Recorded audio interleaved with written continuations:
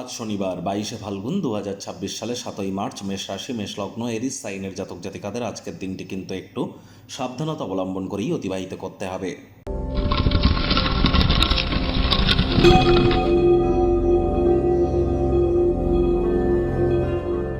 ভিডিওটির শুরুতেই স্ক্রিনে আপনারা দেখতে পাচ্ছেন শনি মহারাজের প্রণাম মন্ত্র।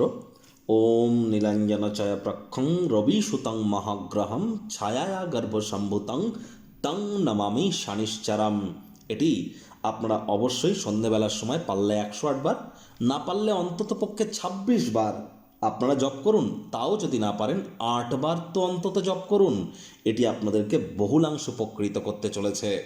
বর্তমানে শনি মহারাজ নিজের নক্ষত্র উত্তর ভাদ্রপদ নক্ষত্রে গোচর করছেন, পাওয়ারফুল পজিশনে আছেন, মার্গী আছেন। খুব শনি মহারাজের নাম জপ করলে আপনারা অত্যন্ত উপকৃত হবেন, কারণ বৃহস্পতি বক্রী, বুধ বক্রী, রাহু মঙ্গলের অঙ্গারক যোগ চলছে, বুধ রাহুর জড়ত্ব যোগ চলছে, সূর্য রাহুর গ্রহণ যোগ চলছে। মাত্র কদিন আগেই পূর্ণিমার দিন চন্দ্রগ্রহণ হলো, সূর্যগ্রহণ হলো। তাহলে কিন্তু এ সময় শনি মহারাজের যত নাম জপ করবেন তত উপকৃত হবেন। আজ শনিবার সাদা রঙের বস্ত্র যেন পরিধান করবেন না, সরিষার তেল বেগুন খাবেন না, সরিষার তেল বেগুন লবণ লোহা কিনবেন না। যারা লেবার শ্রেণীর এবং যারা সিনিয়র সিটিজেন তাদের সাথে সদ্ভাব বজায় রাখুন। শনি মহারাজের বিশেষ কৃপা আপনাদের উপরে বর্ষিত হবে। ভাগ্যমিটার আজ আপনাদের বলছে 3.5 আউট অফ 10 ভাগ্য আপনাদের কিন্তু পক্ষেই থাকবে। দেখুন, কোনো নেগেটিভ বা নেতিবাচক কথাবার্তা বলতে কিন্তু আমাদেরও ঠিক ভালো লাগে না।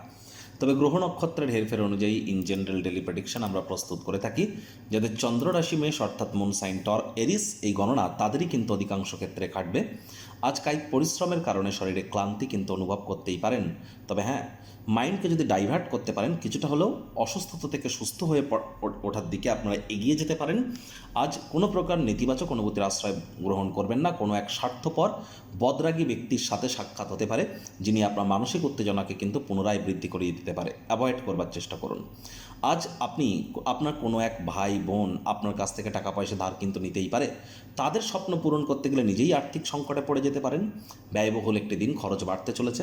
নতুন উদ্যোগ পরিকল্পনার পাশাপাশি নতুন নির্মাণ কার্যকে আজ পিছিয়ে দিন।